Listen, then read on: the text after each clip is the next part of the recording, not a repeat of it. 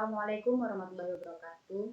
Perkenalkan, nama saya Dini Januarti, saya berasal dari Program Studi Ilmu Kelautan. Nah, di sini saya ingin menjelaskan prosedur pelaksanaan studi AMDAL. Nah, prosedur pelaksanaan studi AMDAL itu ada 6. Yang pertama ada penapisan, ada pengumuman, yang ketiga ada pelingkupan, yang keempat ada penyusunan ke AMDAL, dan yang kelima ada penyusunan dan penilaian ke AMDAL, RKL dan RPL. Nah, yang terakhir ada persetujuan kelayakan lingkungan. Nah, yang pertama ada penapisan. Nah, penapisan AMDAL ini adalah suatu proses awal untuk menentukan apakah suatu rencana kegiatan itu memerlukan analisis mengenai dampak lingkungan. Nah, penapisan ini dilakukan untuk menyaring proyek yang berpotensi berdampak besar pada lingkungan. Nah, tujuannya adalah menentukan apakah suatu kegiatan tersebut itu wajib untuk menyusun AMDAL. Nah, yang kedua ada menilai apakah suatu proyek memerlukan studi AMDAL. Dan yang terakhir adalah menyaring proyek yang berpotensi berdampak besar pada lingkungan.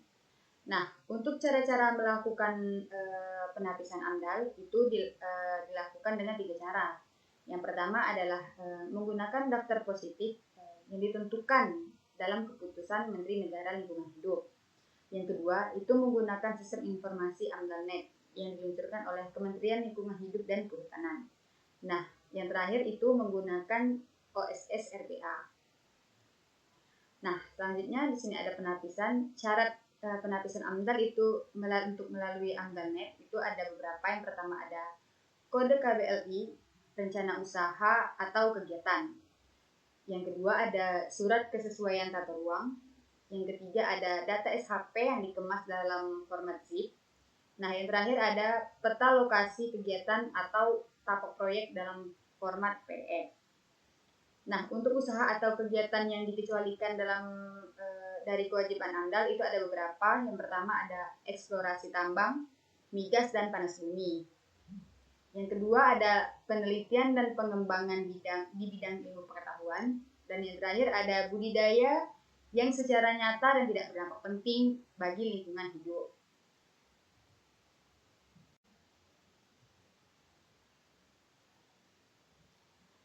Nah, selanjutnya di sini masuk kepada pengumuman. Nah, pengumuman ini instansi terkait mengumumkan rencana kegiatan yang berkaitan dengan lingkungan hidup.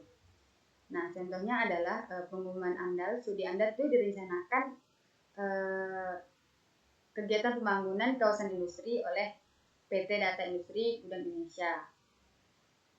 Nah, selanjutnya ada pelingkupan. Nah, pelingkupan AMDAL ini merupakan proses untuk menetapkan dampak dari pentingnya suatu proyek terhadap lingkungan. Nah, pelingkupan ini juga disebut sebagai scoping.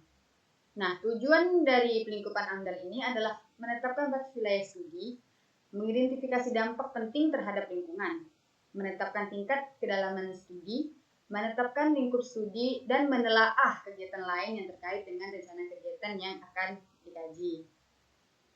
Nah, pelingkupan AMDAL ini dilakukan dalam rangka pengajuan AMDAL. Nah, pada tahap ini dilakukan penilaian awal untuk menentukan apakah suatu proyek atau kegiatan itu memerlukan dampak lingkungan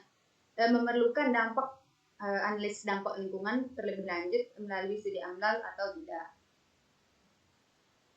Nah, untuk warga masyarakat yang berkepentingan dapat menyampaikan saran dan pendapat dan tanggapannya pada instansi yang bertanggung jawab atau pemeriksa. Nah, selain pelingkupan, ada juga proses AMDAL. Penapisan AMDAL adalah proses untuk menentukan apakah suatu rencana kegiatan itu wajib menyusun AMDAL atau tidak. Nah, untuk penyusunan ke AMDAL atau kerangka acuan analisis dampak lingkungan hidup, itu adalah dokumen yang menjadi pedoman awal untuk menyusun analisis dampak lingkungan. Nah, ke AMDAL sendiri itu berisi informasi mengenai rencana usaha, lokasi, dan hasil dari diskusi pada masyarakat. Nah, untuk isi-isi ke AMDAL sendiri itu meliputi identitas penanggung jawab, ada deskripsi rencana usaha, lokasi rencana usaha, hasil pelibatan masyarakat, informasi kegiatan lain sekitar lokasi rencana kegiatan, keterkaitan lokasi rencana kegiatan dengan kegiatan lain di sekitarnya. Dan yang terakhir adalah kawasan sensitif yang ada. Nah, untuk penyusunan keandal sendiri itu terdapat 6 langkah. Nah, untuk langkah-langkahnya adalah sebagai berikut. Yang pertama itu kita tuh memerlukan identifikasi rencana usaha dan kegiatan. Nah, selanjutnya kita itu menentukan lokasi rencana usaha dan kegiatan. Nah, setelah kita memiliki lokasi, kita meninjau kesesuaian lokasi rencana usaha itu untuk kegiatan dengan rencana tata ruang wilayah. Nah, setelah lokasi itu sesuai, nah, kita itu melibatkan masyarakat melalui pengumuman dan konsultasi publik. Nah, yang kelima itu kita uraikan hasil dari keterlibatan masyarakat. Yang keenam ada kita menyiapkan rencana pengelolaan dan pemantauan. Nah, untuk yang kelima itu ada penyusun dan penilaian keandal RKL dan RPL. Nah, penyusunan dan penilaian dokumen AMDAL, RKL dan RPL ini dilakukan oleh Komisi Penilaian AMDAL. Nah, di sini terdapat 3 penyusun. Yang pertama ada pemrakarsa penyusun dokumen AMDAL, RKL dan RPL itu berdasarkan kerangka acuan yang telah disetujui. Yang kedua ada draft dokumen AMDAL, RKL dan RPL itu diajukan kepada Menteri, Gubernur atau Bupati, Wali Kota. Nah, yang terakhir ada dokumen AMDAL, RKL dan RPL itu diperbaiki jika diperlukan berdasarkan hasil penilaian dari Komisi Penilaian AMDAL. Nah, yang keenam itu kita masuk pada persetujuan kelayakan lingkungan.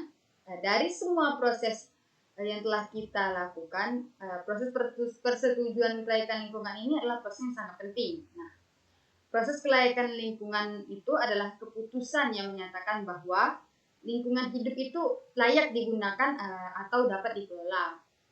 Nah, persetujuan kelayakan lingkungan itu dapat berupa keputusan kelayakan lingkungan hidup atau KKLH atau pernyataan kesanggupan pengelolaan lingkungan hidup atau PKPLH. Nah, PKL itu dapat diberikan oleh pemerintah pusat atau pemerintah daerah. Nah, PKL ini merupakan syarat kita untuk mendapatkan izin berusaha atau itu tuh persetujuan dari pemerintah.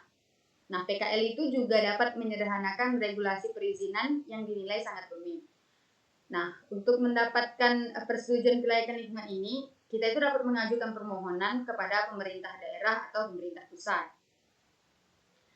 Nah, persetujuan kelayakan lingkungan ini memerlukan beberapa dokumen untuk mengajukannya. Yang pertama ada surat undangan validasi, yang kedua ada surat permohonan asli, yang ketiga ada print out semua dokumen yang diupload dan dijilid menjadi satu buku. Nah, yang keempat adalah soft file berisi kompilasi semua dokumen yang diupload atau USB flash disk. Nah, jika izin lingkungan lainnya, izin lingkungan lainnya itu merupakan analisis mengenai dampak lingkungan atau AMDAL, UKL, UPL, RKL, RPL, dan SPPL.